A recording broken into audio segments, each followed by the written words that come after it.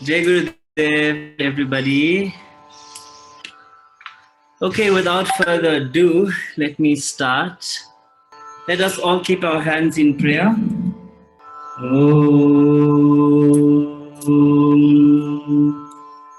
Om.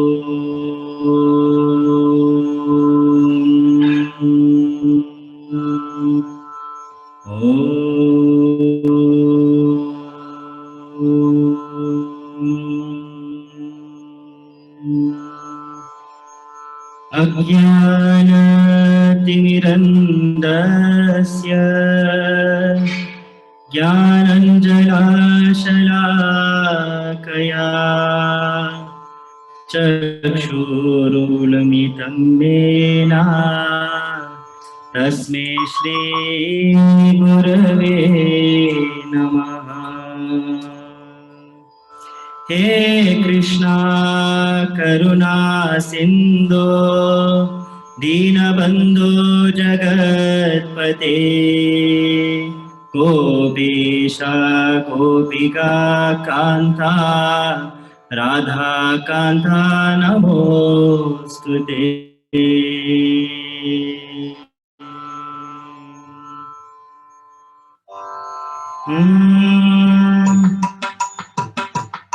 Paja Guru Vishwananda Shri Giridhari Lakshmi Narayana Narasimha Deva Bhajo Guru Vishwananda Shri Giridhari Lakshmi Narayana Narasimha Deva Bhajo Guru Vishwananda Shri Giridhari Lakshmi Narayana Narasimha Deva.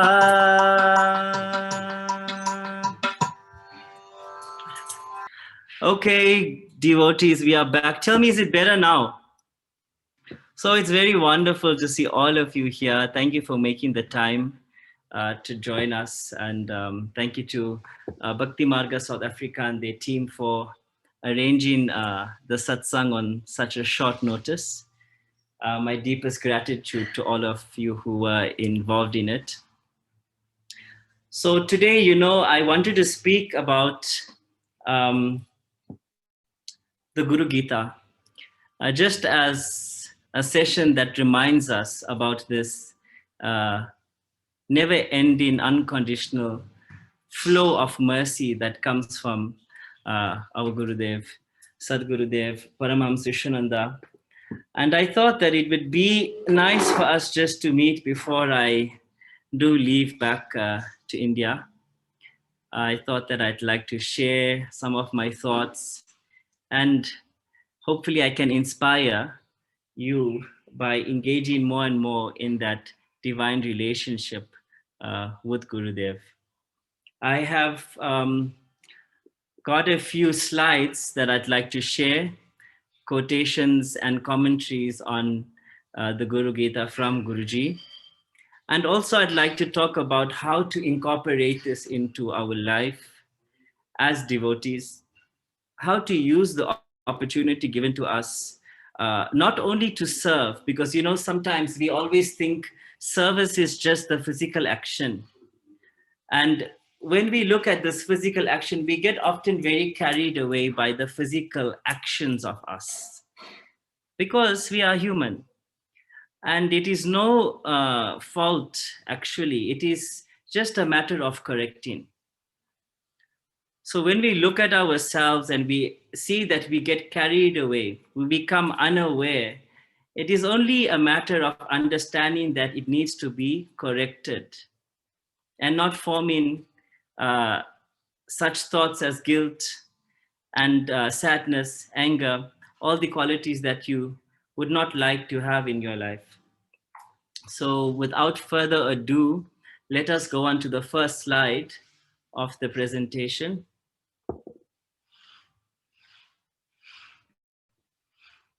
Are there any South Africans on the feed?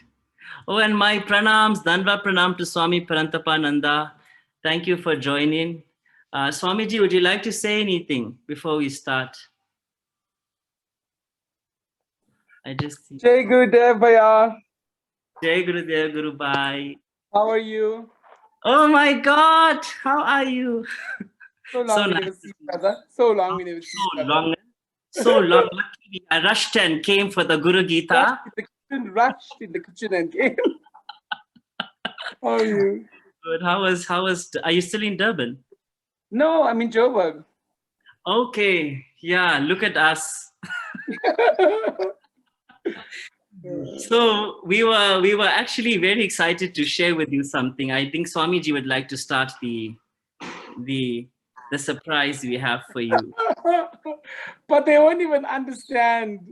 It's such a South That's why I African. asked you to get South How Africans many on South here. Africans are here? Let's see. Come on screen, South Africans. Let me see how many of you came. Is there? Oh, okay. Then Jitendriya Das is there, and Yashil is there. Radha is there. Dharmic is there. Oh no, there's enough people. We can do our show. Well, let's do then quickly before the time and all runs out. Yeah, my name is Kogi. And mine is what name y'all gave me in Vrindavan? What y'all christened me as? Are you? What was your name again? Prissy. Was it Prissy? Are you Prissy? You know what happened the other day? That girl, Kokila, so much of problems she's giving to her mother. Yeah. And then? Can't understand. She just got married in the family. She's wagging her tail left and right. God, I told them they mustn't bring in the family. They didn't do Guru Puja. I told them they must do the Guru Puja and then do everything else. In the wedding, no Guru Puja and all they did. What like that? They forgot everything we taught them. They forgot. Yeah, that's the thing. When people forget what we teach, what the Guru wants to teach them. One thing came out afterwards. One thing she's doing in the house, not even cooking food, not even doing anything she's supposed to be doing. God, I phoned that Visalakshi this morning. I told her we're doing the Guru Gita Discourse. I don't know where Swamiji is, but you want to be involved in the skit with us. She said, no, I'm so shy. I'm shy to do all those things. You must just phone Swamiji and see what he's doing. Lucky we got you.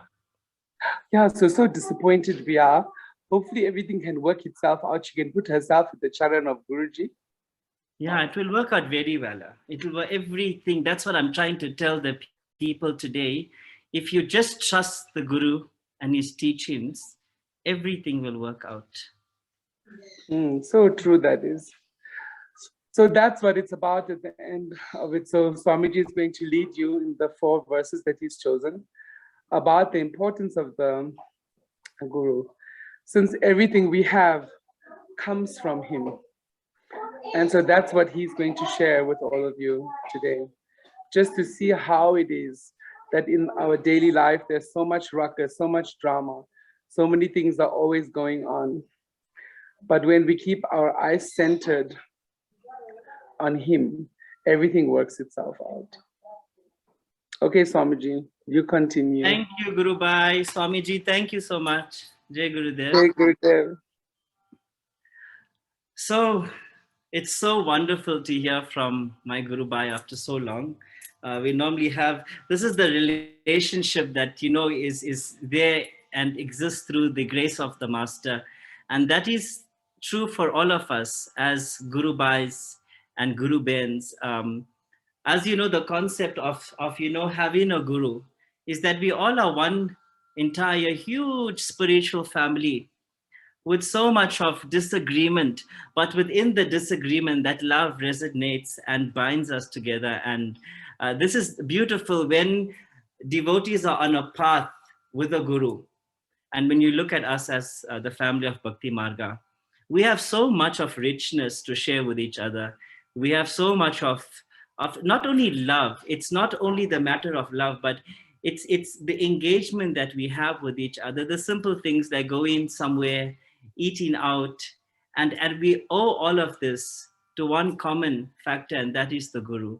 And if you look at it, the Guru plays a very huge part in all of our lives, whether we realize it or we don't. So today's Guru Gita Satsang is just there to remind us about this beauty of the Guru. And when I see that they have made the poster, what was the poster? I think it was, what did it say? Um, Something about the beauty of the Guru.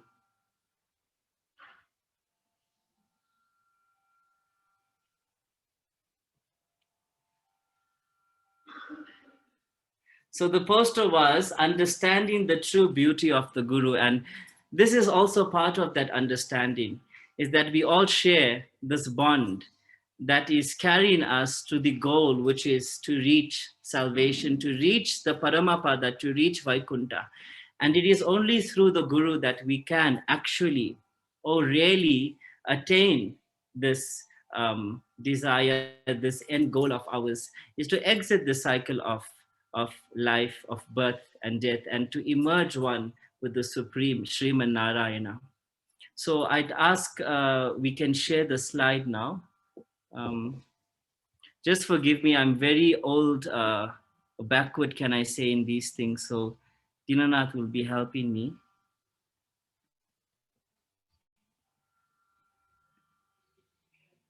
So while we are waiting, I want you to close your eyes and I want you to think about the one quality, the one value, or the one moral that you carry with you from Gurudev. And please don't tell me love. I want something other than love. I want something, for example, listening. For example, sharing. These qualities we find, these values that Guruji teaches us, I want you all to keep one in your mind and to meditate upon that as we enter the slides of the shlokas. So in our first slide, we have our beloved Guruji there and showing his hands. When I see Guruji's hands, it brings me to the fact of this shloka in chapter 18, verse 66 of the Bhagavad Gita, where Paramatma Sri Krishna is telling us the Charana shloka. And this Charana shloka will be discussed also later in the course. But what I'd like to share with you is that in Krishna's hand, it says Ma Suchaha. Ma Suchaha simply means don't worry, fear not. And that is the message of that Charana shloka, is that when I have surrendered my mind, when I have totally taken my entire being and trusted the Guru, why should I fear? What is there to worry about? So whenever I see Guruji's hands like this, when Dinanath Das put this picture here, I immediately said it's so apt because the Guru is constantly reminding us what God wants us to know. Worry not, fear not. I've got everything taken care of.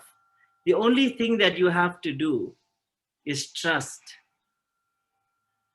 And trust is a very powerful word. You know, Guruji has been talking about this word in his satsangs for years and years. In many of his commentaries, he keeps reminding us about the point of trust. Like even if I take the example of this reality that we are in, today we had quite a struggle to set up and, you know, get things going. And all I just keep thinking about is trust. And here I am sitting here online with you and everything worked out so beautifully. And when we can practice this trust in the simple activities of our life, then you see that the bigger hurdles that come to us also are easily taken care of and we can easily maneuver through them. So I've got a picture of Guruji's feet. And this is from the Guru Gita. Just by a show of hands, how many of you have the Guru Gita with you now in front of you?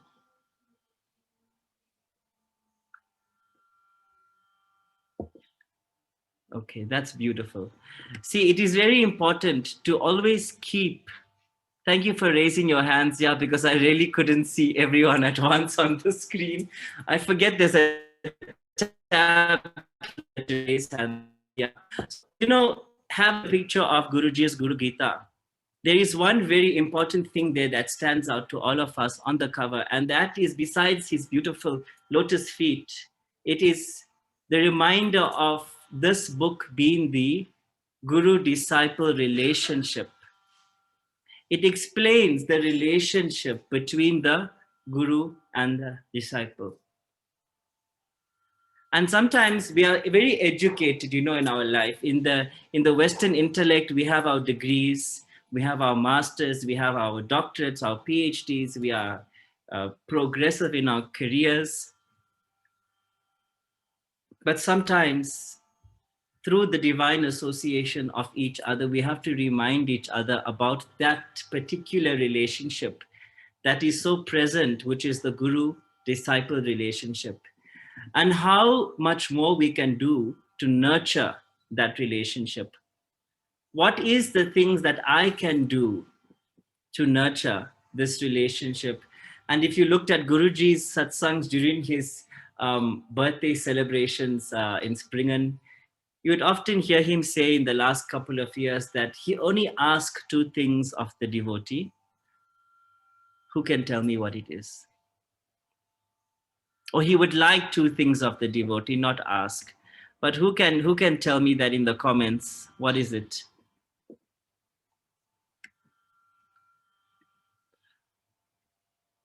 Okay, I don't think I can access my comments now. But the thing that he asks us is to be sincere to yourself and to be sincere to your path. And the path is given Bhakta Sampradaya, which is the relationship between the Guru Shishya and the devotees. There was one satsang during the Narada Bhakti Sutra when Guruji was doing the commentary. And what really stood out for me, listening to his explanation of the Hari Bhakta Sampradaya and him talking more about it, he said that the beauty of this Sampradaya is that we are like the gopis of Paramatma Sri Krishna. And in this, the gopis serviced each other. They resonated with the prema, the divine love to each other. They subdue, they submiss to each other as dasa, dasi. And this is what we have to remind ourselves, is that to attain the grace of the Guru, his teachings has to be practiced between us, between the dasa, dasi, bhakta relationship that we have. If you look at the gopis did a lot of service to each other to facilitate the relationship with the Guru. You didn't see Vishaka Gopi say, oh, I can't go to Anuradha Gopi because she has more beautiful sari than me. Or you didn't see Radha Gopi say something to Vishaka Gopi, oh no, I can't come with you because I only want to be with Paramatma Sri Krishna. So we look at this and we learn from this. We understand that we have to help each other on the path, to walk with the teachings of the Guru. Like I often tell devotees when I see them, like, when you all meet, it is all beautiful and well to meet, to enjoy, to go for a movie, to just be human, sometimes, since we are not human. So just to be human and enjoy the human life. Go to the movies, go out, have a picnic, have lunch together. But the thing that we always are missing in this is that we must spend at least 5 minutes to remember the Guru in that time we are meeting. Give thanks for that relationship. Give thanks so that we can be able to grow in that relationship as the disciples. Because very often you'll find that so many arguments happen. Oh, when we went out for movies, somebody said this, somebody said that. But if we are going out with the mental thought and reminding ourselves, the mind, that we are here as a spiritual family, so we have to have at least 5 minutes before we eat ice cream to think of Guruji, to thank Guruji for this communion of eating. So it's all in this, and this is what the Guru-disciple relationship teaches us. And the Sri Guru Gita teaches us that we find the Guru in the simple things in life. So if I move on to the next slide, we're going to see Guruji's feet at the front cover and the back cover. And this is something I find that devotees also overlook. We don't pay attention to the simple thing. Like the Sri Guru Gita says, Srimat Parabrahma Gurum Smarami. If we had to understand this, I remember my Guru, who is the Parabrahman. And that's what I'm talking about. I'm talking about the transformation of this relationship where we have to incorporate our minds to remember the Guru in every situation. Like, for example, eating ice cream. For example, for a drive or going to the beach. That moment where we all come together and realize that we are given life, we are given Harinam, we are given Nam, we are given Diksha, we are given protection only through one Godhead and one personality, and that is the Divine Guru. And it's because of this Guru that we are able to enjoy each other's company. And that is what this line for me means when I constantly talk to devotees. I constantly want to remind them that Srimat Parabrahma Gurum Smarami. Don't only remember the Guru when you are doing puja or when you are going to temple, because his presence is there with you throughout your entire life and journey. It is said that when one receives Diksha, the Atma transforms, the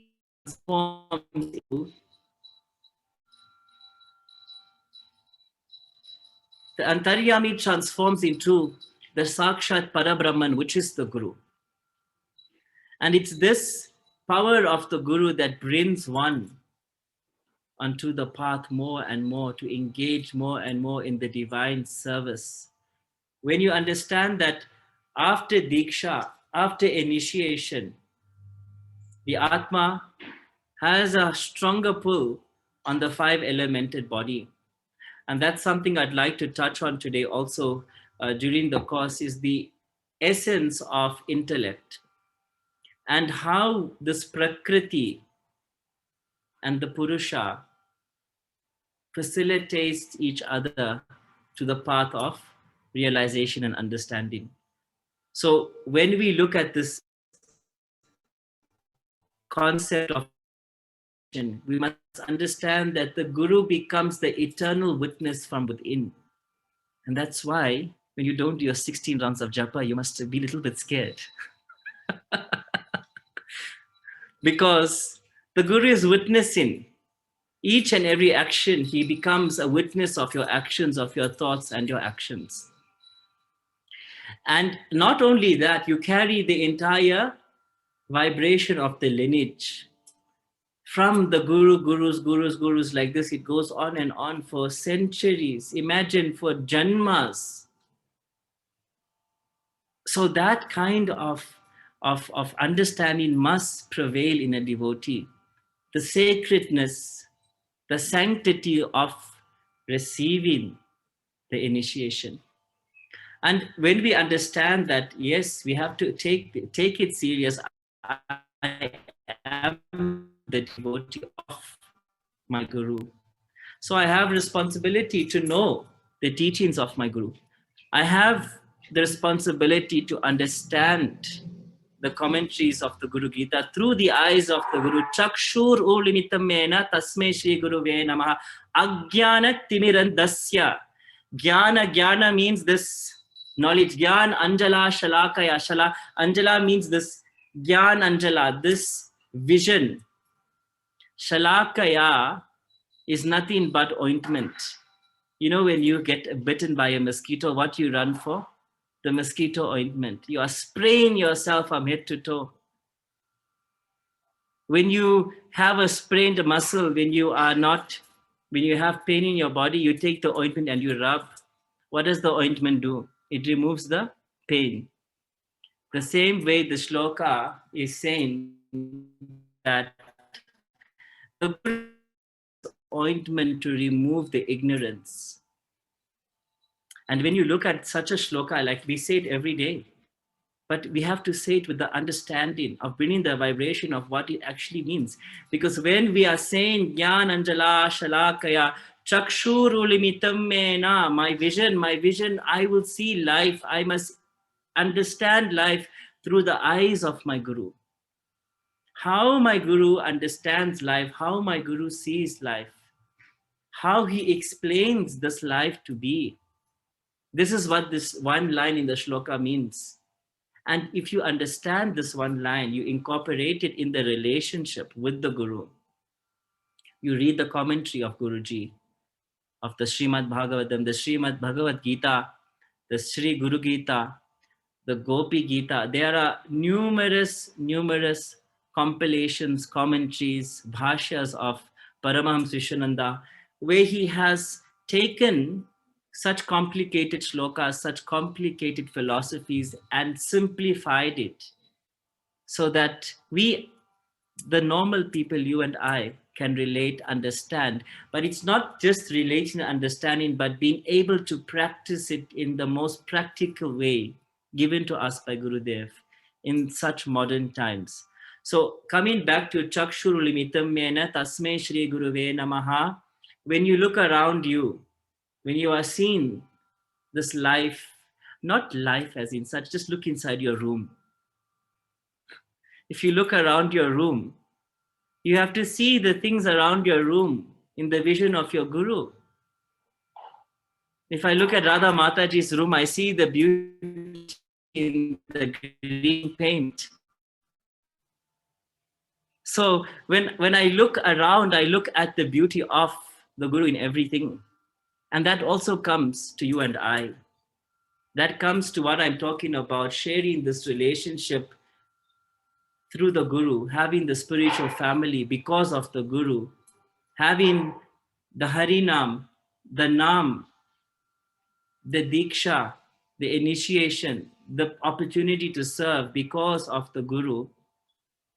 When I look at these kind of things that build up to this relationship of the Guru, I am forever indebted. I am forever grateful. I am forever humbled that in this lifetime I have been, or we have been chosen to be engaged in the highest of service, and that is the service to the Guru. When you look at, understand the philosophy of many things, you know, we talk about Janma, we talk about the journey that the Atma takes, and that when this Guru Gita was compiled, it was nothing but a conversation between Shiva and Parvati, Jagan Mata Parvati. But if you look further back into Dwapara Yuga, when Bhishma had compiled the Sahasranama, Parvati Devi is watching from up there as Jagan Mata. She's also so worried about the jivas that will come into Kali Yuga. So all the people who will be born in Kali Yuga, she's so worried. So she's asking Lord Shiva, how will my children be able to chant 1,000 names? So Bhishma gave 1,000 names of Vishnu, and he said that this Harinam, this Vishnu Sahasranam will relieve you in the time of Kali Yuga. Will purify your mind is the only thing that can purify your mind. And Paramatma Sri Krishna standing there, Devatas are standing there, Bhishma's lying on the floor of Kurukshetra with 1,000 arrows through his body. And then he starts chanting all the names of Vishnu, Vishnu, Vishnu, Vasitkara, Bhuta Bhavyat, Bhavaprabhu, Bhuta Krit, Bhuta Vridbhava, Bhuta Atma, Bhuta Bhavanaha. Then Parvati Devi is looking from top and saying, Paramashiva, how will my children remember all these 1,000 names in Kali Yuga? When you read the Sahasranama Uvachas, you'll find it is also very, very funny to read, because the extent of the compassion of the divine love of the mother, of the divine mother, is so immense. So she thought, and then Paramashiva answers. So she says that she asked Lord Shiva, what is the shortcut? You know, in the IT field, you know, like Control Alt and something command, it gives you a shortcut on the keypad. So he's asking the same way. And then Lord Shiva says that Sri Rama Rama Rameti Rame Rame Manorame Sahasranama Tattulyam Rama Nama Varanane. So that entire shloka encapsulates, embodies the entire vibration of the 1,000 names of Vishnu, which comes from the Vishnu Sahasranam. I'm just giving you a small insight on why and how beautiful, not why, but how beautiful is the compassion of Jagannatha Parvati. That she thinks, my God, just as our mother thinks, what if my child can't do this? What is the alternative for my child to attain that success? So Paramashiva, Lord Shiva says, Rama, Rama, Rama iti. So if you look at the Sanskrit value system, it's by the Shankya, where each letter is given the value of a number, numerical value. So the Ra is given 2 and the Ma is given 5. So what Lord Shiva is saying, the value of 2 into 5, 2 into 5, 2 into 5, 2 into 5. Shri Rama Rama Rama iti Rame Rame Manorame Sahasranama iti tat ulyam. So 2 into 5, 2 into 5, 2 into 5 is 10 times 10 times 10 give you 1,000. So the 1,000 names of Vishnu is equal to the vibration numerical value of Rama, said 3 times. So this is how scripture has come and shown us so many high philosophies to understand. But what we need to also realize is that in the Western world that we live in, the Western intellect is very much difficult to understand. See, I'm talking from a perspective of Itihasa, Purana, of scripture. And now we are trained to understand life and think of life in the way of Western understanding. And in chapter 2 of Bhagavad Gita, Paramatma, Sri Krishna and Arjuna have a deliberate conversation so that you can understand the Western intellect and you can understand the divine intellect. And there's a very important concept there that happens. The fact that this Prakriti, so it talks about Prakriti Purusha, so it's the Shankya Yoga of Gita, where it means basically understanding the intellect in chapter 2. And when you look at this, it's talking about Prakriti, right? And it's talking about Purusha. So Purusha, in this conversation, we understand it mental state, the divine true self, our true self as a being. And this Prakriti is whatever is around us. So very simply, what is happening in chapter 2, it's allowing us to understand that this Western intellect is not helping us very much. It's not very helpful because it's not our true nature. It's not understanding our true nature. Your Prakriti is everything around you in your room, who is around you, what you own, what you use, what you have. This all determine the mental state of you. This all determine the condition of your mind, the condition of you inside. So what it's teaching you is that when you make the inside strong, when you make the mind strong, when you make the mind your friend, when you understand true essence of your true nature, whether your Prakriti on the outside is pleasant or not, doesn't bother you. And that brings me to a very simple thing that Guruji speaks about, and he often says, devotees often ask him like, what can we give you? What do you want? And he often says, I don't want anything. He doesn't have the need for anything. And this is the state that we all can attain, where we are just peaceful, satisfied from within. So by understanding why I'm saying all of this is because I brought you to the conversation of Parvati, the compassion as the Jagan divine mother that she is, that she has. So she went as far as even making the Sahasranama as far as 4 lines. Sri Rama Rama Rama iti. And then she goes further on to have the Paramashiva, with Lord Shiva, that how can our children who are born in Kali Yuga attain this divine state, attain the true self, attain one with the Parabrahman? And then Lord Shiva says it is only through understanding the Guru's teachings, because it is in the Guru that everything is present. So as I spoke about Shankya Yoga, the intellect, it will be good for those who are writing down, because it is impossible for us to remember everything as the information is flowing down. So this is what I'd like to illustrate to you, is that when you are open, when you are willing, when you are in the mode, in the mind of receiving.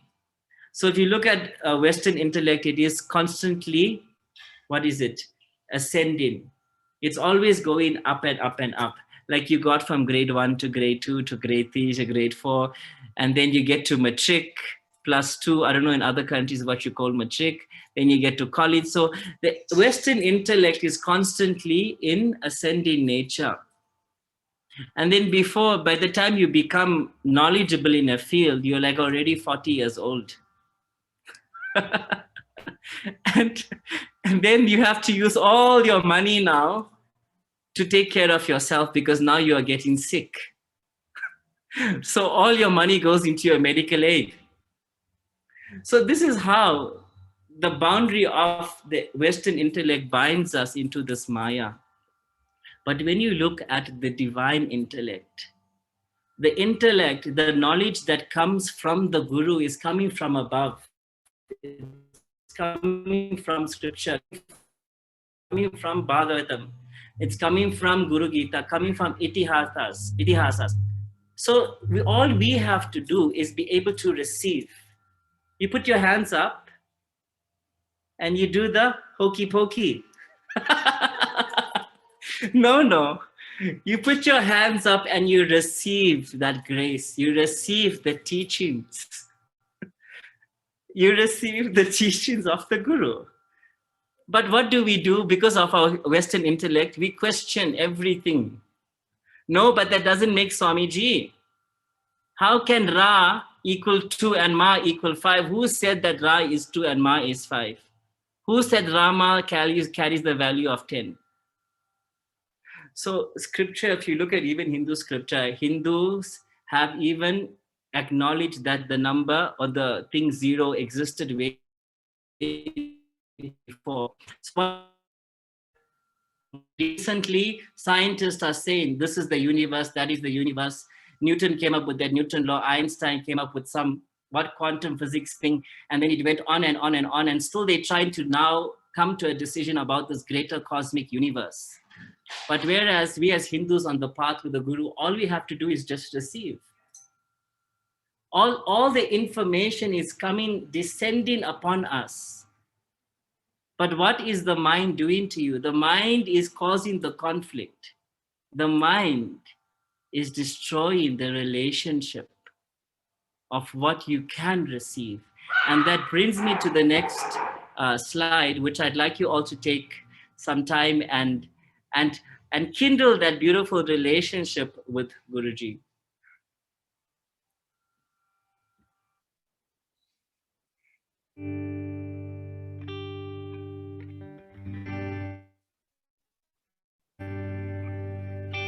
Swami VishwaRanga Gurudevananda, Swami VishwaRanga Gurudevananda, Swami VishwaRanga, Jaya Gurudevananda, Swami VishwaRanga.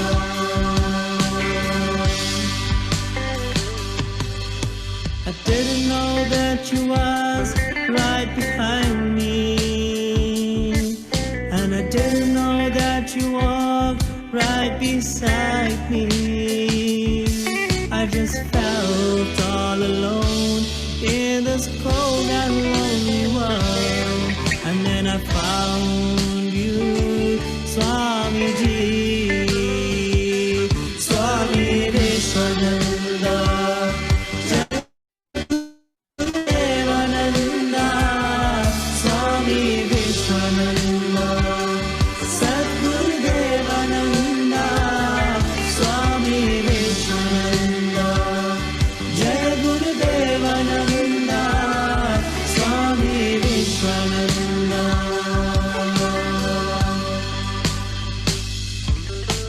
couldn't understand what I felt when I saw you. My heart you touched and I just knelt before you. They couldn't understand what I felt when I saw you. My heart you touched and I just knelt before you. And then the tears rolled down my face. And then I found you, Swami Swami VishwaRanga Gurudevananda, Swami VishwaRanga Gurudevananda, Swami VishwaRanga, Jaya Gurudevananda, Swami VishwaRanga.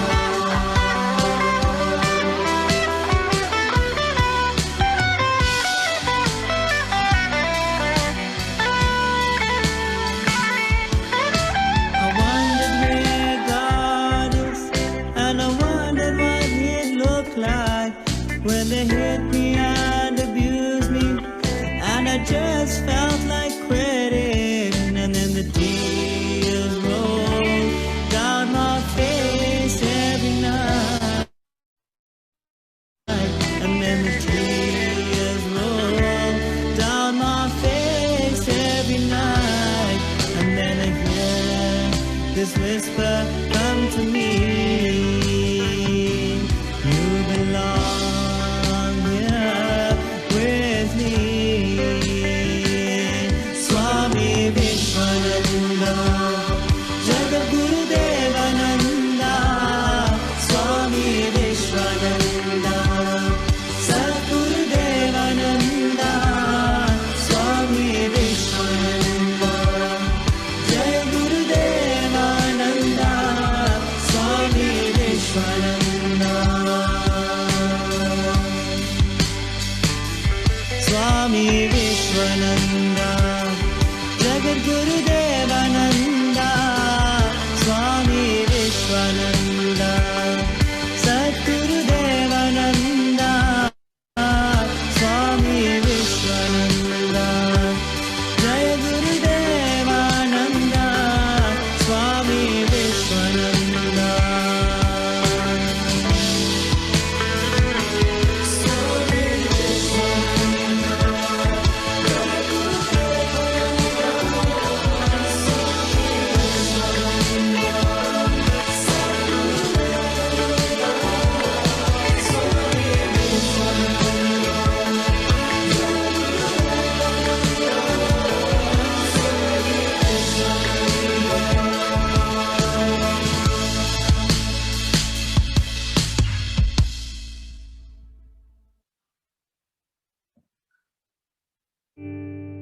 So that was something that I really enjoy watching, because not because I'm singing it, but because of the illustration of just how beautifully they have taken that relationship, what we talk about, the Guru Shishya, the Guru disciple relationship, and they have put it into a form where even the child and the adult can understand. And that is what is so beautiful about having that relationship with Guruji. As you saw that, how many people benefit from that love, that unconditional vibration of the Guru. And how many of us carry that grace with us? How many of us carry that vibration, that love with the Guru? And having such satsangs here, again, I would like to remind you, it's only to the understanding of what you can actually do to the world, of what you can actually share with the entire universe, with the entire planet. And this has to come with understanding the knowledge. I spoke to Guruji 2 days ago, and we were talking, and then he says, yes, it is so important for the devotees to attend the knowledge classes. It is so important for them to understand the knowledge aspect of this path. And it got me thinking, because we were talking about the some aspects of the sampradaya, and we were just casually talking. But every time you talk to Guruji, it does something to you. It brings your awareness to a different level. And it's something I'd want to share with all of you, is that he specifically wanted his devotees to attend such satsangs, so that way we can be more and more educated in the path, in the knowledge aspect. So if you look here, I have, I'm just trying to get this thing smaller. Okay, so I have you on this. Can you all see the cosmic principles of Sankhya Yoga, what I was talking about? Can you see it on the screen? It's like it says the 24 then cosmic principles. Give me a thumbs up, because is it there? Okay. So when you look at this, this is actually just what I was talking about, is that Purusha, which is the self, and the non-self, or the Prakriti, which is the material nature of everything, okay? Why I'm talking about this, because it's chapter 2 in the Gita explains in detail about it, but I also feel the need to remind us all about it, is that this relationship, these shlokas, these 187 shlokas that are given in the Guru Gita, are there to understand, we say, the relationship with the Guru, to facilitate that relationship, but it's also to understand us as the self, and how the mind plays all these different roles according to the equilibrium, according to the level of the three gunas, which is the sattva, raja, and tamo gunas. So Paramatma Sri Krishna speaks about this. Arjuna inquires. Now we move on to the next slide, which is which is a shloka. I just want to move this here. Okay. This is a quote from Guruji, and as I spoke about the intellect, right, the Western intellect, the spiritual, divine intellect, where we have to receive, where we just have to receive. There's nothing for us to do. And with that reception, that receiving, we have to have trust and faith. So let us see what Guruji talks about faith. It is very important, firstly, to build up faith and belief. Faith and belief is the master. Faith and belief in God. Faith and belief in yourself. Because if you do not have the faith in yourself, you will never be able to believe and trust anyone. First question will arise, but yet I don't know myself. How can I believe in myself? That is why I said, firstly, have faith in the master. Once you have faith in the master, faith in God, faith in yourself. I don't know myself, but I trust that he knows me. And this is the beautiful line of this extract, is where Paramahamsa Viswananda, Guruji, reminds us that he knows us. And there's nothing for us to do. See, the concept, I listened to Swami Parantapa's interview in Mauritius, and there's something beautiful he said, absolutely beautiful, that is so true and prevalent today in our Sanatan Dharma, even as Hindus, even as born Hindus, even as Hindus that have come onto the path, is that we have lost the place of the Guru. He speaks in elaborate discussion about this and how society has forgotten the place of the Guru. That is why entire society structure has fallen into the code of immorality. And it's very beautiful to understand, because if you take it back to scripture, if you take it back to Gurukul system, where the Guru was the main instrument of that society, of that circle, where the Guru was the main source of knowledge, where the Guru was the main source of even help. When people needed help and advice, they would go to the Guru. They would listen to the Guru. They would trust the Guru. They would believe that the Guru knows what he is saying and that the Guru shall guide. And that is how the Western intellect has actually disturbed us in many ways, is because we question even without reason. It's because the fact that we can question, we just want to question. And that is where we are different. As his devotees, we are different. In this world that we live in, we are here to change this world, to bring people onto the true path of Satchidananda, understanding the highest bliss of understanding that oneness. And through all of you who are devotees, you are able to do that because he have trust in you, he have faith in you, he have belief in you. That is why he has accepted you. That is why he has accepted you as his devotee. So the question of trust, belief, and faith should never come into our mind and should never filter into those holes in our mind, because there is nothing to say that we should not trust. There is nothing to say that we should not believe when the Guru himself knows our true nature. And it's important to remind yourself, because as I said, this mind is so dependent on this prakriti. It is so fixed and trained onto the Western intellect. It is very little. You know, people will say, I went to temple, I did the Arathi, I did the puja. But there's always a but. So that tells you that the faith has to be incorporated. And how you do this? You do this only through practice. You do this only through constant reminder. That's why you take the Japa mala. You have the Japa mala. How many of you carry your Japa mala with you? You know, when I came to South Africa, I have made many, many requests to everyone. When you are with me, when you are with Swami, when you are with each other, as devotees, it is your responsibility to carry the Japa mala. What the Japa mala does? Who can tell me in the comments, what does the Japa mala do? Write to me in the comments. Let's see if I can access this.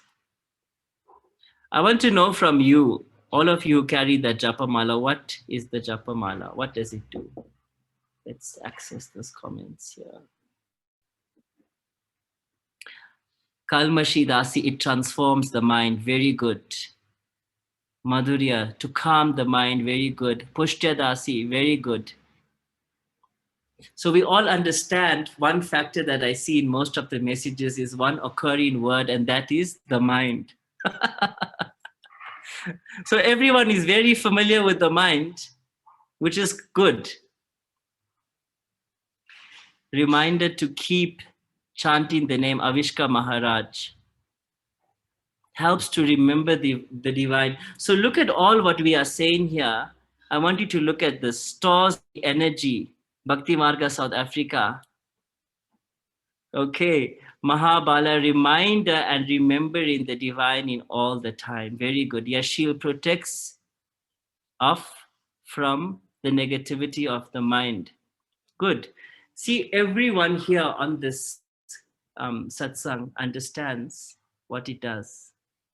And I'll give you a lifetime example about how the intellect, how the mind gets in the way of your divine understanding, your divine intellect, because all this is what Guruji has taught us.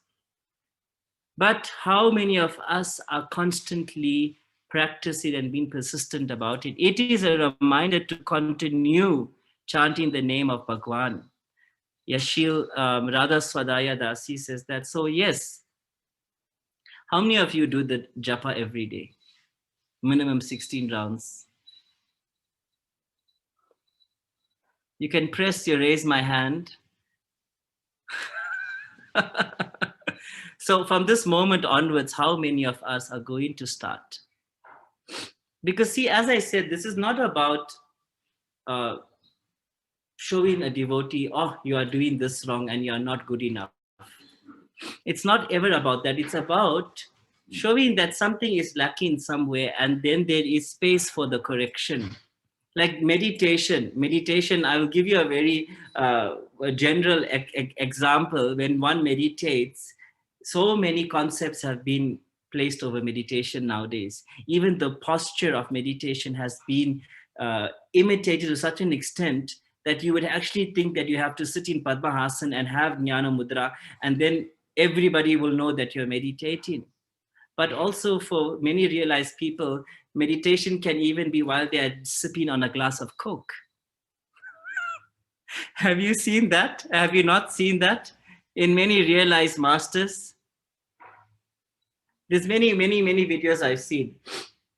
Meditation is nothing but stilling the mind, okay? So we have the knowledge, the reminder, everyone knows the concept, right? What Japa does, basically. But how many of us practice it? We don't do it because we have the mind that gets involved. Very simple example. So that's why I'm saying that what is happening here is that we can use the simple experience to understand. I also have the shloka here in front of us, right? For many of you who know the shloka, and I love to ask this question: how many of you say the shloka before sleeping? Raise your hand. Only one, two people, 3, 4.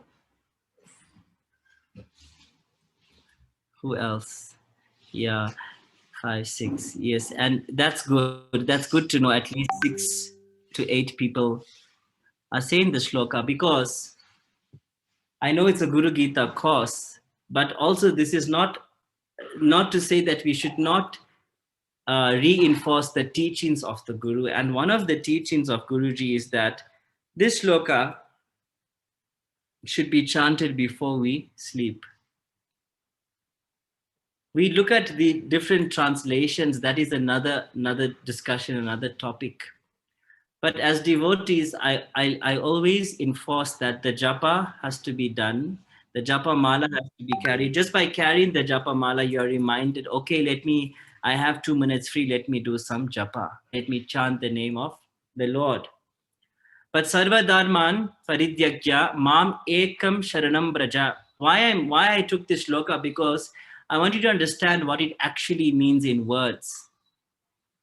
Mam ekam sharanam braja means that have the one surrender, the single pointed surrender towards me. That's what it's saying. And then it says, aham tvam sarva papebhyo. Aham tva means is the denotes that you are legible, you are deserving of being saved. And then Paramatma Sri Krishna goes on further to say, moksha shyami ma suchaha. As I said that in the first slide, when Guruji holds his hands up, the only thing I see is that it's written here, ma suchaha, ma suchaha, ma suchaha, ma suchaha, ma suchaha, ma suchaha, which means don't worry, don't fear. I have taken care of you. I have given you the promise that I am taking care of you. Allow me to take care. It is the same thing, we go on in life. We go on doing the same thing. For example, if we had to be taking care of somebody and someone keep doing something that they're not supposed to do, and you're like, just trust me, I know what I'm doing. Can you not trust me? So even with that, and then you finally come to a point where, oh, okay, fine, you don't trust me. Okay, you do what you want to do. Am I right? Or am I wrong? So the same concept applies. We should not view our material life, our life where we are living in the world. It should not be different. The whole idea is to synchronize this life that we live in the world and the teachings of the master incorporated in this life. Because Paramatma Sri Krishna also mentions that you shall not get moksha if you are not living within the boundaries of your dharma. So what I'd like to also touch on is the boundary aspect of this. Everyone talks about dharma. Dharma has become a very big and famous word nowadays. Everyone talks about this wonderful, great word, dharma. And in the comments, can you just write in one word, what is dharma to you? Duty, one's nature, purpose, duty, acceptance of what we have now, our duty, responsibilities. Okay, very good to see what your dharma is. Okay. But also understanding that since we all know what is this dharma, right? Every dharma comes with a certain boundary, right? A mother cannot do the duty of the father. But in today's Western world, you have the mother doing duty of everyone. So even in that simple aspect, dharma has shifted. The dharma has gone off.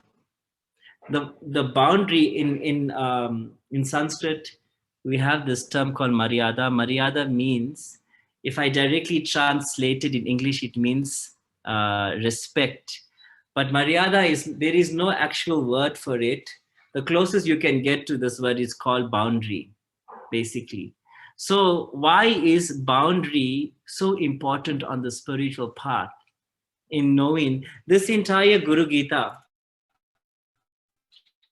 talks of place as well. There are many shlokas here where it brings you to understand that one should not doubt the Guru, one should not question the Guru, one should not even compare with the Guru, because this is Guru Aprad.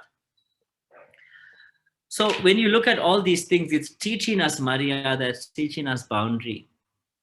And by not knowing your Maryada, by not knowing your boundary, obviously you become a Dharmic. You become into the realms of unprotection. Because if you have a house, you have a ashram, it's guarded by 4 walls.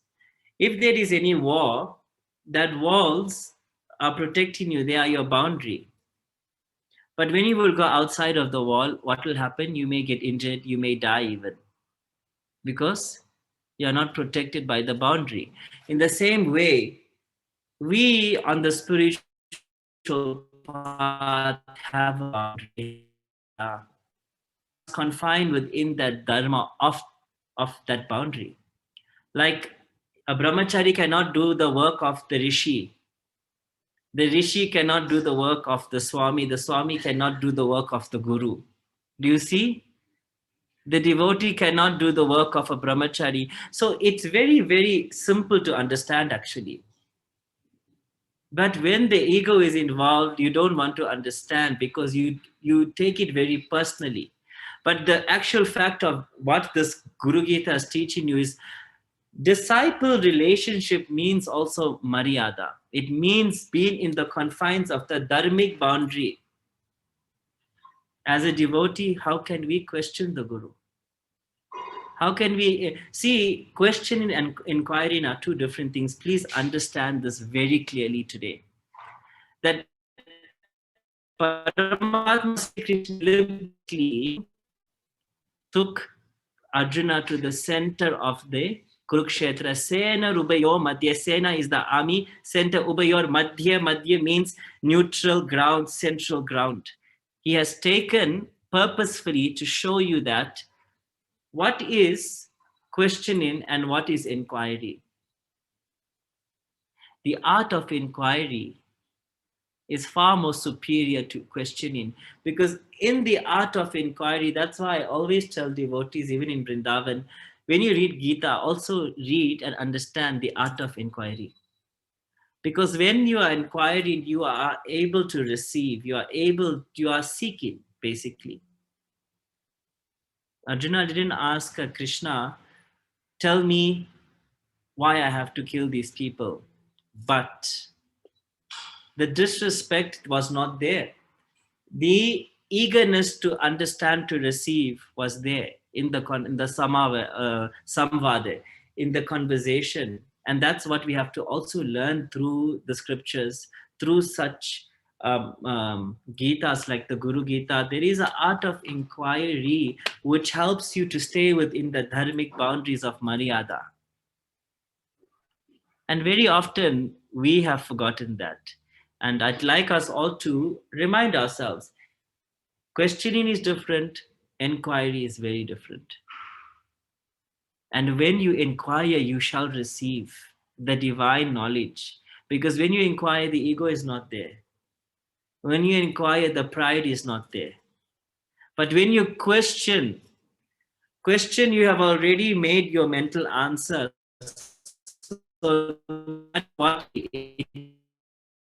you, because yourself have created your own answer, your own boundary. So understanding what it's saying is important. Inquiring is another important aspect to look at. And we look at another verse from the Gita, which I also feel that facilitates the path with the Guru, where Paramatma, Sri Krishna says that when one thinks of me, become my devotee, offer obeisance to me and worship me, then surely you will come to me. So what basically Gita is saying, this shloka is saying that give yourself to me. Give your entire being, your action to me. And the result will be nothing but bliss. The result will be nothing but pure divine guidance. As your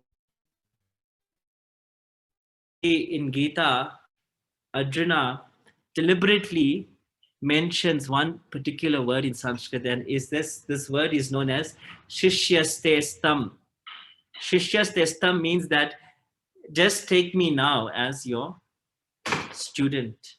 Take me now as your disciple. He is saying in words, take me, accept me. The other one more thing that I'd like to pop now into your question is, how many of you recite this Guru Shloka in the morning?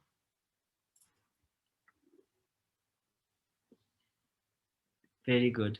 It actually warms my heart to see this, because there were some people when I ask about the shloka, they were like, what shloka?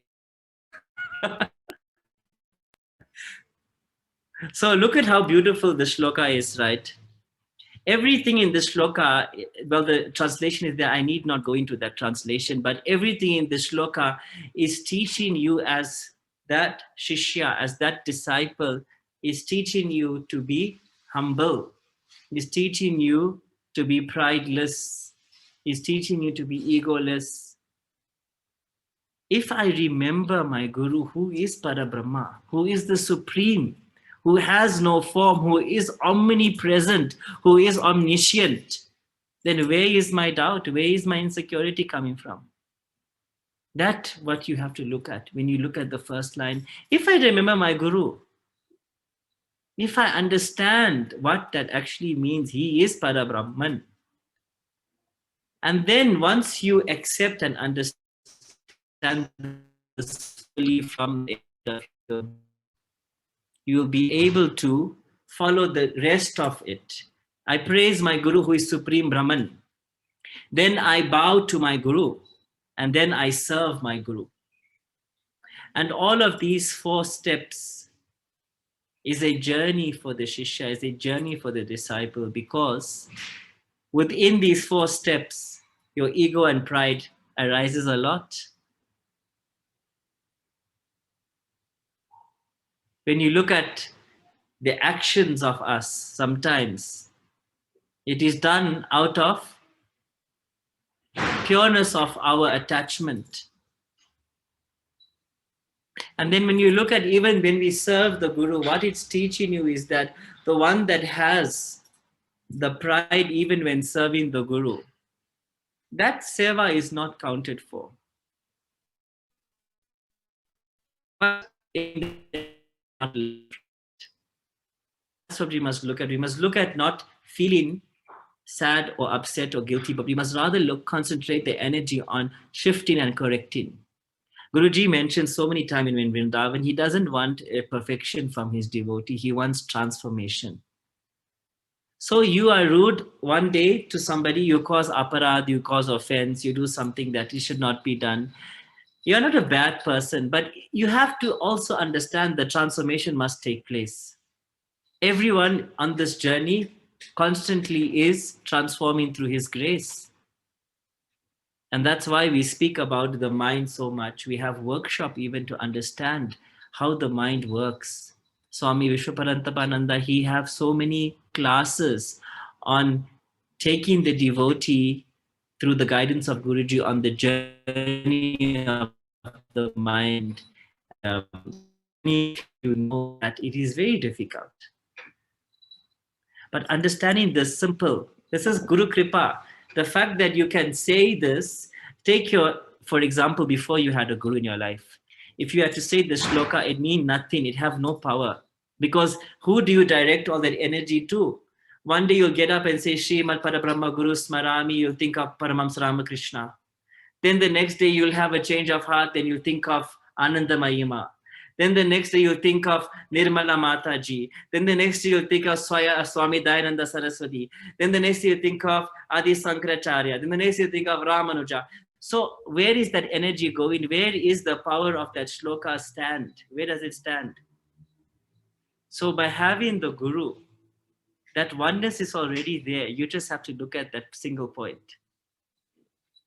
That oneness is already given to you. That single Bindu Nadi Kalatita Tasme Shri Guruve Namaha. In your Guru Stotra, it says this. Bindu Nada Kalatita Tasme Shri Guruve Namaha means that it is beyond, he is the personality, he is the Vishwarup, he is the form beyond the Bindu, the Nada and the Kala. Bindu, Nada and Kala is referred to time, the essence of time, how time transforms each and every reality and experience. So make sure that when you get up in the morning, this is the shloka that you must speak about. Because when we look at this shloka, there's something that I want to mention. I don't want to go into detail about this because it's a very philosophical aspect of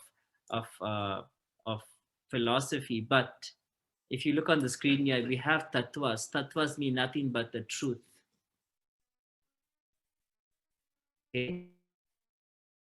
Highest understanding. Tattva that we talk about comes or gets grown by that Guru Shloka that I showed you previously here. So when you look at the Guru Tattva is something that has to be understood as a devotee. The Guru Tattva principle is really not part of the Vaishnava Sampradaya as such as the teachings, but the aspect of it, the learning aspect that we can use from it is very beneficial for all of us because it makes you understand the Tattva, the truth of that Guru, of the Guru. So when we look at truth, we also in the way we are as humans, we talk in a language. This language carry certain memories.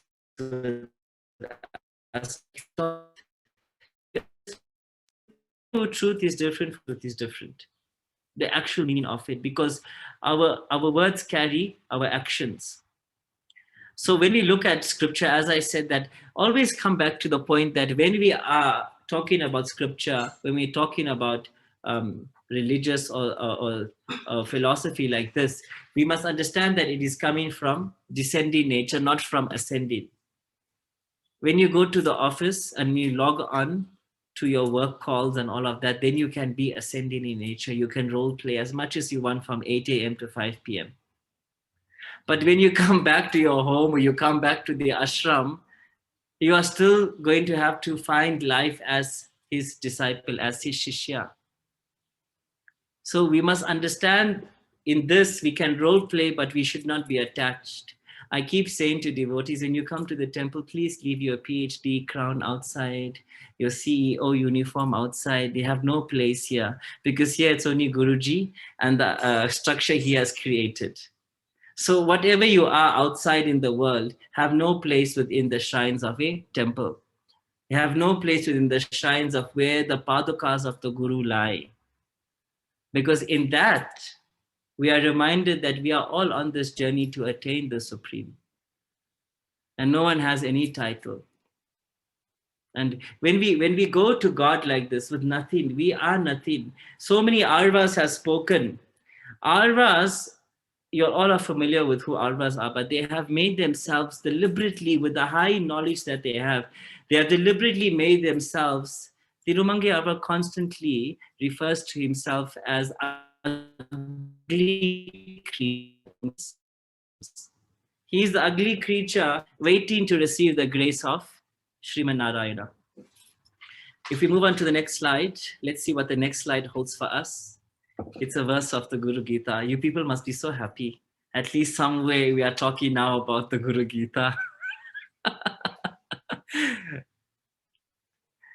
Do you know what I always say is that you all have Guru Gita here. But sometimes, we need to understand the fundamental basic concepts of this, of the path of understanding. So when you look at this sloka here, all of you can read it. Sakala Bhuvana Sritihi Kalpa Pita Shesha Pustihi Nikhila Nigama Drishtihi Sampadam Vyarta Drishtihi Avaguna Paris Tat Padarstite Drishtihi Bhavaguna Paramestir Moksha Margaiki Drishtihi.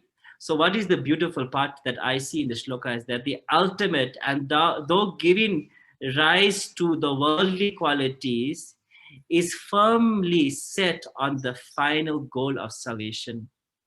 And this is every realized master, every God realized master that has come into the realms of this bhumi, of this earth, have come down and have had the human qualities, have had the worldly qualities, but were not attached to them. Because the goal on this is to take the devotee to the salvation, to the Paramapada, to Vaikuntha, to reside in the supreme light of Sriman Narayana as the Jivatma and Paramatma. So this is us that we must not get sidetracked by the worldly qualities of the Guru.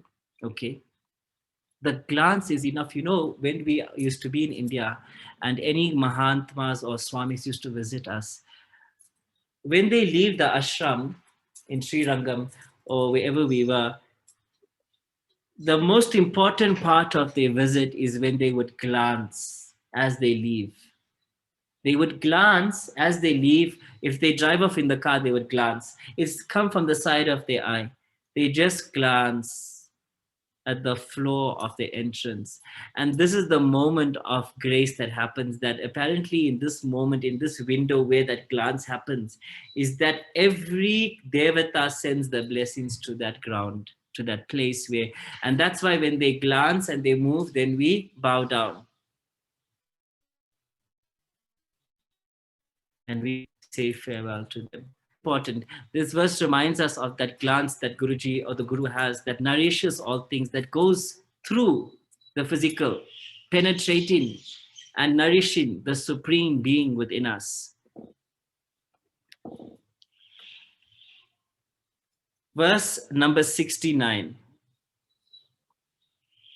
Yasya smarana matrena jnanam utpadyate swayam ya eva sarva sampraptis tasme shri guruve namaha. The key word that keeps reoccurring here is remembering, reminding ourselves. And this is the secret. It's very simple, actually. You don't need to listen to great 3-4 hour discourses on this. If the truth of this is very simple, by just remembering him. By just remembering him with your entire being, then knowledge comes from him. Everything is attained by his grace. And you find that this shloka, how simple it is to read, but how difficult it is for us to remember. Smarana Bhakti is such a big concept in the Srimad Bhagavatam, in Gita, in everything, because God in all his manifestation, even in Ramayana, right from Treta Yuga, Dwapar Yuga, Kali Yuga. Satya Yuga was the time of golden age where devatas and man lived together in one house.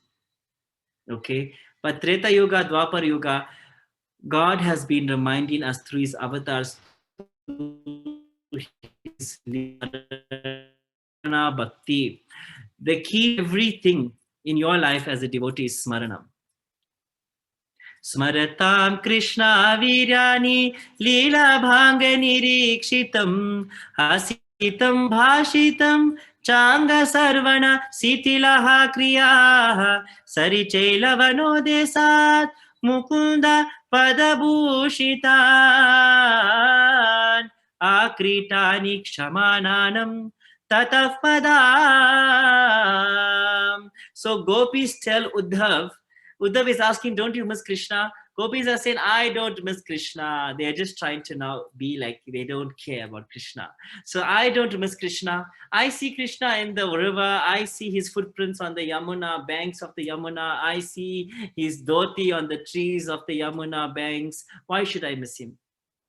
What the gopis are teaching you here is that Smarana Bhakti is very high. It is very powerful.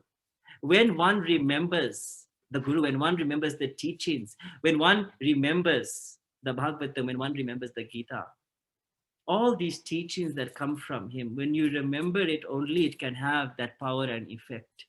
So always remember that Smarana is the key to many, many things on the spiritual path as the relationship of Guru and disciple. Jnana Shakti Samarudha Tattva Mala Vibhushitaha Bhukti Mukti Pradata Hya Tasmai Shri Gurave Namaha. Very self-explanatory, but why I put the shloka here is because the Guru is the only embodiment of God in this yuga on earth that carries the mala of the 36 tattvas, the 36 truths of reality. God said he cannot come. Earth is polluted. The mind of people has filth. How can I come? But fear not, I will send the Guru. The Guru will be the embodiment of me. In Srimad Bhagavatam, it is stated that when the Guru stand and when God stand, Paramatma will stand in front of you and give darshan. You have to bow to the Guru only, not even to Paramatma. Because the Guru is the embodiment of everything, even the 36 tattvas. So you can obviously read more on the commentary of what Guruji says about this, verse 72 in the Guru Gita. I don't think I have much time with you left, but we look at one of the clips here. How many minutes do you have left? 25. Okay, I just want to play a quick clip of Guruji for all of you. What does the Guru? You see, this is a thing. People ask, Guru, what do you want? I know. Actually, the Guru doesn't want anything from anybody. This is a misunderstanding in the mind of devotee which think that they can do or give something to the Guru. Apart from your trust, there's nothing else that you can do. Often people come and say, Guru, you go to any Guru, say, please tell us what you want. In your mind, can you please lower that? In your mind, you want to hear what you want to hear. In your mind, you already have your own answer. You know, my answer doesn't matter. You know? Because you see, look, you go to a Guru and ask a question, no? You are not empty in your mind. Because you have already answered the question what you want inside. So, can you really listen to the Guru? No, you can't. This is the thing. Let's say, people take shelter to the Guru, but they don't listen. They listen only, the ears enter one side and go. But what is in that mind, stay. The answer, you know, I tell you something. I have met people. You can tell them black and white something, but they will hear what they want to hear. What is in the mind, they create their own fantasy, their own reality, and they believe that fantasy and they believe that reality so strongly, but they don't hear what the Guru say. This is like Mataji, you were saying, what do you want? Really, I don't want anything from anybody. My life is to give. And what if you ask in a human way, what you want, what I want really is what you rise above the mind. But you go beyond this mind and be yourself. That's what I want. So go beyond that mind which is limited, that mind which is stuck only between good and bad. Then you think, yes, something is good, must be good. You know, no, it's not. Something is bad, must be bad. No. In the Gita, Krishna said, for one it is good, for the other it is bad. When you go to the doctor, same illness, the doctor gives different medicine. Why? Because the doctor is wrong? The doctor is not wrong. But your capacity of digesting, the capacity of taking certain medicine, it is different. Because each person is different. That's why day before yesterday I said, when you go on the spiritual path, one thing, firstly, what you have to be clear about, especially if you're following a Guru, put out that mind. Put away that mind which you think you know everything. Then you will be able really to take and listen. Because if you are full already, what will happen? Take a bottle which is already full. Can you put anything inside? You can't. First you have to empty the bottle. Even if it is just a little bit, you have to empty it. Then you can fill it up. Otherwise, no. Because you see, like I said, you come, the mind is full of doubt. The mind is full of negative. And that dirt, what you have in your mind, you will project it on the Master. You will project it on the Guru. By doing that itself, you are doing Guru Aparadh, which is the offense to the Guru.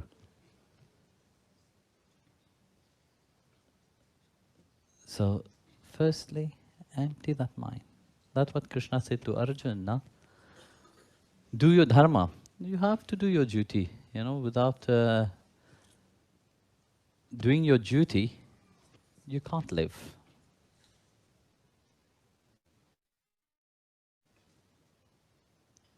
You have to do your duty. But how you're doing your duty is very important.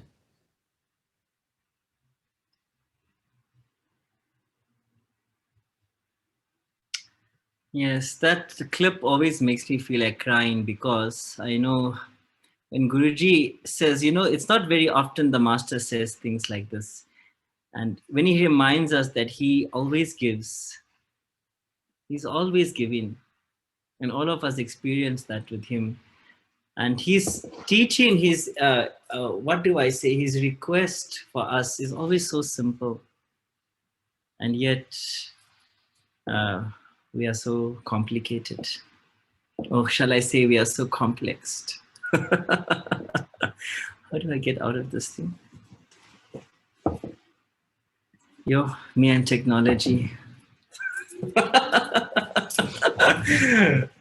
So when we look at the givingness or the nature, the giving nature of Guruji, we must understand that, Guruji is not saying you also give. He's not expecting that. Only thing he keeps expecting or wanting us to understand actually is that true meaning of trust. And this Guru Shloka, this Guru Stotram is what is here on your screen. You can see it was taken from the Guru Gita, okay? It was taken from excerpts from Adi Sankaracharya's work on the Guru. It was composed and constructed into a stotram by Puja Sri Saraswati, Dayananda Saraswati Swamiji. He was also a Swamiji that had a lot of transformation and helped people to transform a lot through music. He was his compositions, even one of these famous compositions Guruji loves is Bo Shambho Shiva Shambho Swayambho.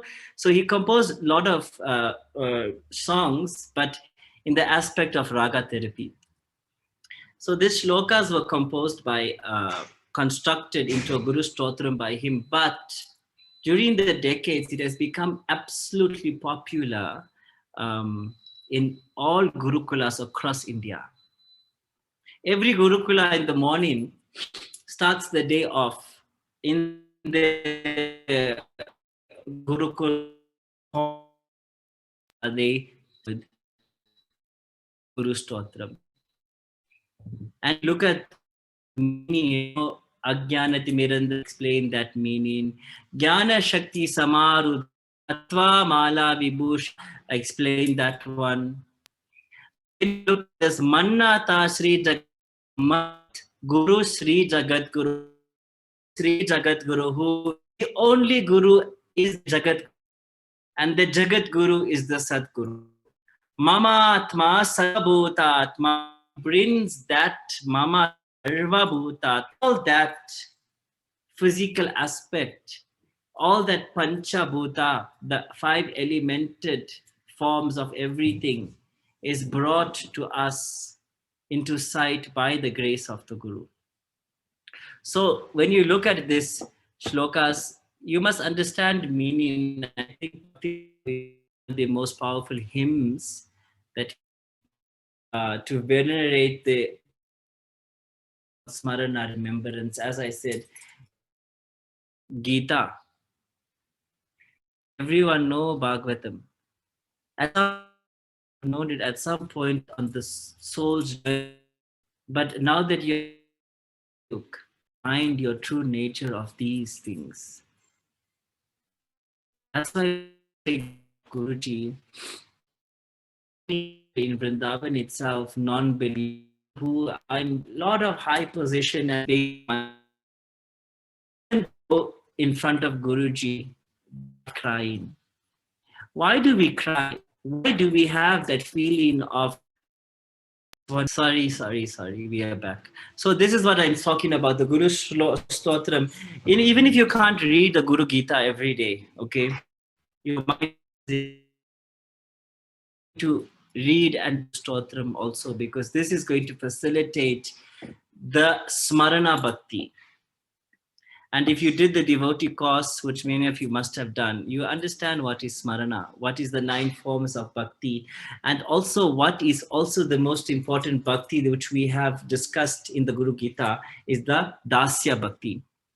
Relationship is nothing but engagement in expression of emotions, engagement, expression of feeling.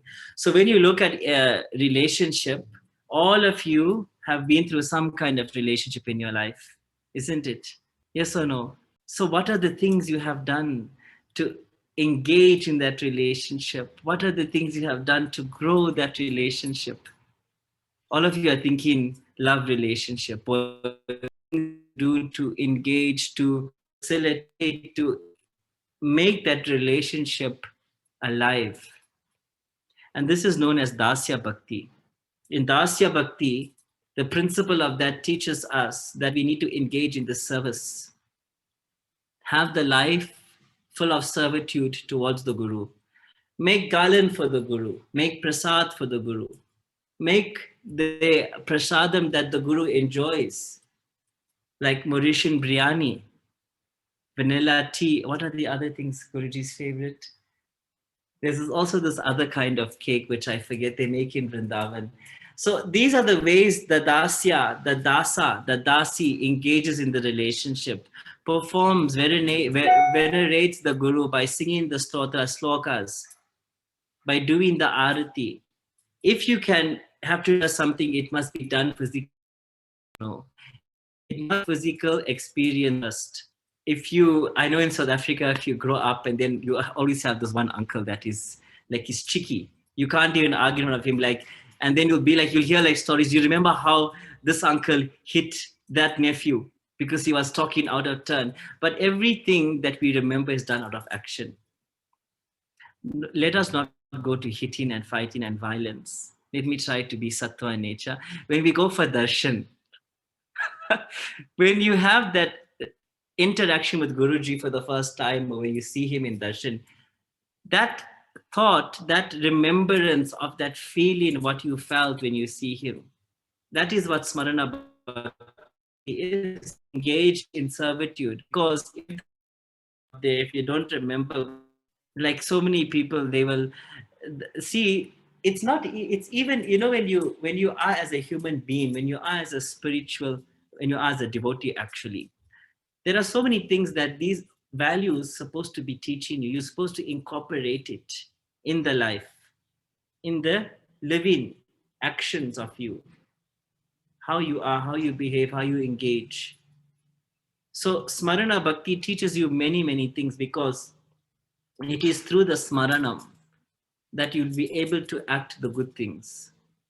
You'll be able to engage in the divine services that bring you closer to the Guru. When we are with the Guru, we always are yearning, longing. Guruji is omniscient now in your room, maybe on the couch also, sitting with you, his own glories. Him looking at the devotee, this ecstasy in this bhakti is the most joy. He gets happy when the devotee is in the ocean of Guru Bhakti. And that facilitates Smarana Bhakti, facilitates Dasya. Concepts we spoke about, okay, we back. So there are many things we spoke about. One of the other aspects is Sankhya Yoga. Why I speak about Sankhya Yoga and all of this in chapter 2, because, you know, for us to understand scripture, for us to understand what Guruji is saying here, it is nothing but having the faith, but allowing the divine knowledge to come from above and not come from below. That's why even the lotus itself in the muddy water, with sense, with everything, we don't want to sit on the couch and watch Netflix. See how the mind is and in what state it is gone. We have to push, we have to concentrate. This is the importance of the Smaranam. In every shloka of the Guru Gita, you will find that if you have it, shloka says, Gaya Sascha Guru Murtaye Nam, sacred. So what does Guru Yatu? He speaks. When you look at this Charanamrit, the essence that it holds should be taken all the time whenever we get a chance. It is only through this Charanamrit that we can be purified in our thought and in our physical. The Guru Arathi also I'd like to touch on, remind you a little bit about, which we are going to sing now. Before we end the session, is there anybody would like to say anything, ask anything, I have 2 minutes to give you.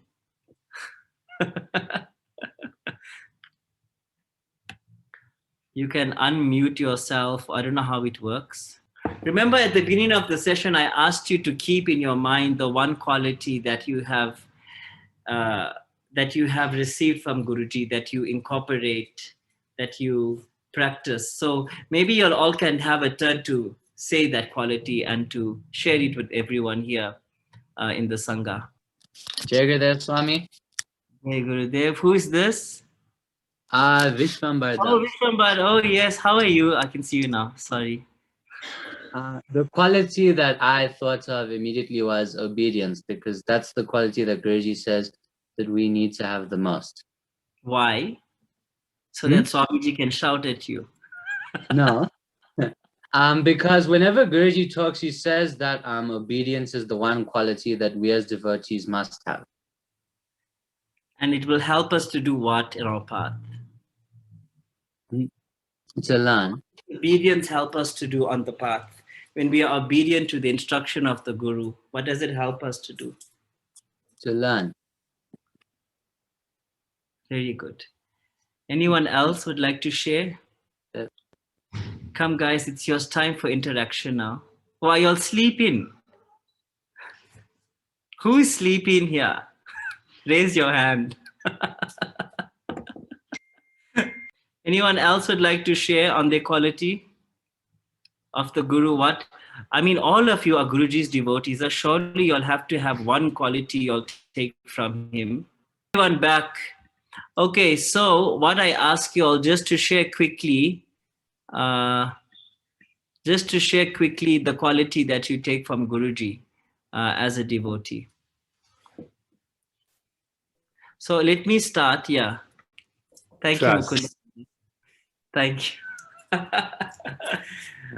Very good. And in one line, why do we need trust as a devotee on the path with the Guru? Well, this holds all qualities, so this helps to go through all the situations, no matter what. Very it helps to keep hold of his feet. It does a lot, in a very big way that we don't understand. Thank you, Mukundananda. Pranams to you and Jai Gurudev. Prithvi, would you like to share with us quickly? Now I'm going to be calling you all out because nobody wants to come forward. No, for me, trust is also very important. Okay. Yeah, good. Because it helps a lot. Yeah. Very good. Radha Priyava, I can't see your full name here. Jai Gurudev. Jai Gurudev. Radha Priyavasani Dasi. So mine is love. I'm not yet there, but I know that I'm growing in it so that I can improve and continue with my own dharma. Very good. Besides love, what is the one that you have that you can share with us? Since you're not there, you said in love. So with the love, I attended a puja yesterday, and the presiding priest had chanted a mantra, and they were doing Bandi Pat, and I couldn't control myself. I just cried. It's a long time since something like that had touched me so deeply. And I think that's also happening because of all the sadhanas that I'm continuing with. It's something that I've always wanted to experience. And this is about the second or third time it's happened. Thank you. Jai Gurudev. Jitendriya Das. Jai Gurudev Swami. Jai Gurudev.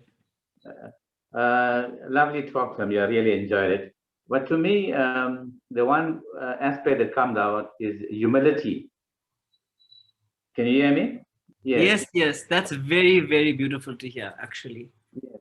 You see, without humility, you cannot make any progress in the spiritual path because you got ego and you got pride. We need to be able to overcome this in order to make progress in our spiritual Not growth. only in the spiritual path, even in the firm and company. If your boss see you with ego, they won't even give you promotion. If you don't want to take his coffee and tea also, You don't get the promotion, right? Thank you very much. Who else do we have next? Bhakta Anugraha.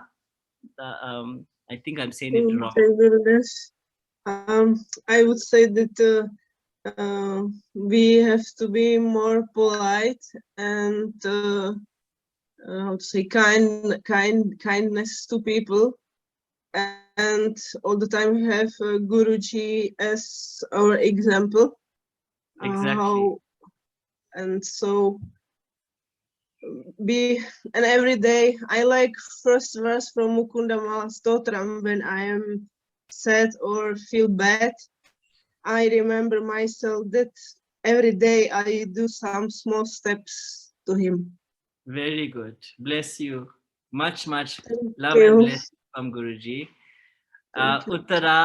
Uttarayana Marga. Is that your name?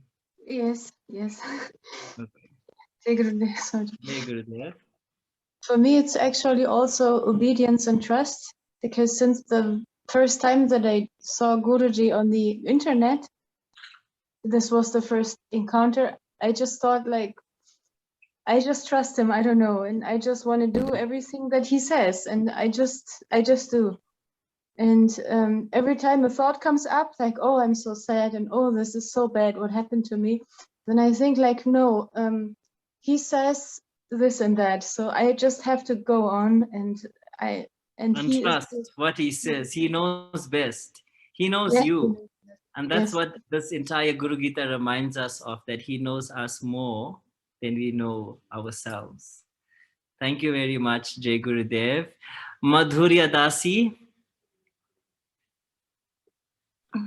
Jai Gurudev, he learned me through love, because beyond all expectation and trust and obedience, humility for his example for me, and to share with others. Very good. Okay. Jai Gurudev. Giri Nandini Dasi, Jai Gurudev, would you like to share with us? Yes. Jai Gurudev, Swami, nice to see you. You too. I learned a lot from my Guru, Sri Swami VishwaRanga, and one of the first things what I asked him in my first interview, learn me how to be humble. And I never know that it will be so hard to learn to be humble. Yeah. I think I know, but I didn't know anything. It's very beautiful. I want to just add on to this when you said it's very difficult, because Gita chapter 2 talks about a concept called Preya and Shreya. Shreya, okay, let's talk about Preya. Preya is P-R-E-Y-A. So Preya in Sanskrit means something that starts off sweet and ends off bitter. So in our lives, all our relationships that are ego personified, they start off very sweet, and then suddenly one day, hey, I saw your true colors. You are not who you said you are. You are a traitor, you are a liar, you are devious. So this is the concept of Preya, P-R-E-Y-A in Sanskrit, in the Shankhya Yoga. And also when you look at the opposite of that is Shreya. When you said it's difficult, but the end result is sweet. So Shreya means something that starts off bitter but ends off sweet. And this is what this unconditional love is about. This is what the path of spirituality is. It is difficult to be humble, to be to have no ego, but the end result is immense. It's great. Yes, it's beautiful. I know that is I know him when I asked this question. It was my first interview, and I know Guruji 2 years now, 14 years. And after all of this year, I experienced this humbleness. I really didn't know what the word means really. But after that, I find out through experience in my life that humbleness is joy, is love. It's unconditional love. You learn how to not to use your ego and all of this stuff, you know. You learn to be very down to earth and serve the people with so much love, so much humbleness. Exactly. And I felt it now in my heart. Before I could not, but now I felt in my heart when I do something, I do it with love and humbleness, and that's what he learned me. He learned me really to every time I do. Yeah, I'm not perfect, but he helped me to go through all of the difficulties in life, and that's beautiful. And his love is amazing. It's amazing. It is beyond human Yes, beyond comprehension. words. So Jai Gurudev, thank you so much for Thank you. for sharing that with us.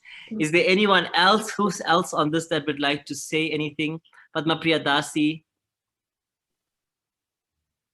Jai Gurudev, Swamiji. Gurudev. The one aspect, actually two aspects who came up to me was patience, very much patience, and acceptance, because I think those two aspects go hand in hand. It's very difficult to be patient if you do not accept. Only difficult to the human, to the mind, but spiritually it is not difficult. And he's there. He's walking us through it all. He's holding us. Yeah. Shushila, would you like to say anything or add anything to that? We can't hear you, Mataji. It's okay. You have to unmute yourself. No, Okay. it's fine. It's okay, fine. we can hear you. We can hear you now. How are you, Mataji? Okay. Yes, I'm fine. But Good. Guruji has taught me a lot of patience and to be humble. And yes, and I'm getting there. And I'm very, very glad to be having Guruji in my life, because I am very, very patient and I just love him to bits. Jai Hari, Hari Hari. Wonderful. Hari. Okay, Mataji. Jai Thank Guru. you. Jai Gurudev. Adinath Das. Jai Gurudev Swami. Adinath Das is not here right now. Okay. So it's just me. But I think the quality. Okay. I think that the quality for me that made the most impact was forgiveness. We need to first obviously forgive ourselves for a lot of things. And then as devotees, we should not take things to heart as such. You know, so it's a nice lesson to learn. And so Guruji, yes, quite an interesting lesson to learn. Okay, wonderful. That's beautiful. Is forgiveness, which is true. Forgiveness is a teaching that he often says. I'll tell you why. Also, in my own experience, he's taught me never to hold on to the past, never to hold on to what was. Just look at what is, what can be, and that is the future. Annabella, would you like to say anything? Just love. Okay. Is there anyone else that would like to share the teachings of Guruji, what they are using in their life, any quality? It's a bit difficult to see because after Gurudev. Oh, Jai Gurudev, Mahabala, nice to see you after so Nice long. to see you too. Yeah, ages. So for me, actually, it's compassion and understanding, because throughout the path, being on the Bhakti Marga path, is what I can see is the people, you know, they have their own lives, their own situations, their own feelings and so on. And for example, there are many situations when I could judge them wrong or judge them bad. But since I experienced these situations myself, I see this was just like a moment, maybe emotion, maybe some process, maybe something going on. And this has taught me not to judge somebody or trying to not to judge somebody, and to have compassion for this situation when somebody is mad, angry, and to give him a chance, not to send him away, but actually to help him even to come to Guruji, for example, to darshan and so on. Take them with us to Sangha, and like this to try to accept these people more than before. Okay, that was very interesting. Thank you very much for sharing that with all of us. Is there anyone else that would like to say anything, share anything before we conclude today's session? Yes, Jai Gurudev, Swamiji. Jai Gurudev, Jai Gurudev. I wanted to share that what I learned. Not also I learned a lot of things, but that to not expect, to not have any expectation, and just to learn how to accept what it is, how it is, and to accept it as a gift from Guruji. Yes, and, yes. and it's really helpful in the daily life, you know. That is true. That is very true. Thanks. And this is good because, you know, we all learn from each other, as everyone who is listening to you is there, is your God sister, God brother. And it is only through this, each other, we can practice these teachings. Okay, so much love to all of you. And just 1 minute, please. Okay, we are going to end with a small Guru Arati, everyone. And I will put the lyrics on here so that you can read it with me if you don't know the Guru Arati as yet. So you all can just take Arati. आनंद मंगल करो आरती हरि गुरु संत की सेवा आनंद मंगल करो आरती हरि गुरु संत की सेवा प्रेम मंदिर परावो प्रेम मंदिर परावो सुंदर सुख डालेवा आनंद मंगल करो आरती हरि गुरु संत की सेवा आनंद मंगल करो आरती हरि गुरु संत की सेवा मेरे अंगन तुलसी निकारो मेरे अंगन तुलसी निकारो शालीग्राम की सेवा आनंद मंगल करो आरती हरि गुरु संत की सेवा आनंद मंगल करो आरती हरि गुरु संत की सेवा शांत मिले तो महासुख पावे शांत मिले तो महासुख पावे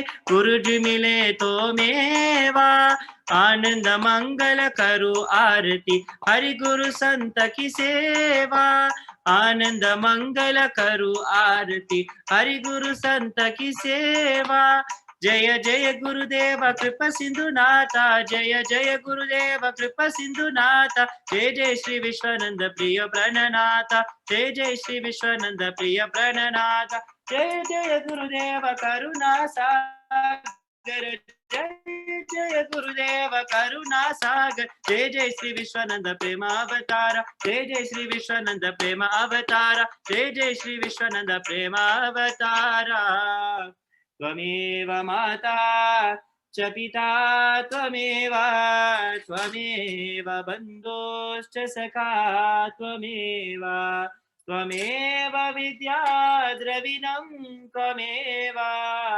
त्वमेव सर्वं मम देव देव सुगमा सत्कमया तमसोमा ज्योतिर्कमया मृत्योर्मा अमृतं कमया ओम शांति शांति शांति श्री गुरुभ्यो नमः हरि ओम प्रेम से बोलो लक्ष्मी नारायण भगवान की जय ज्वाला नरसिंह भगवान की जय भक्ति मार्ग वैष्णव सत्संग की जय हरि भक्त संप्रदाय की जय सद्गुरुदेव परमहंस स्वामी विश्वानंद महाराज की जय. So thank you very much for joining, and sorry to go over your time limit for the evening, but it was wonderful, and thank you to Bhakti Marga South Africa for creating the event so that all of us can immerse ourselves in the Smarana Bhakti of the Guru. Okay. Jai Gurudev. Much love.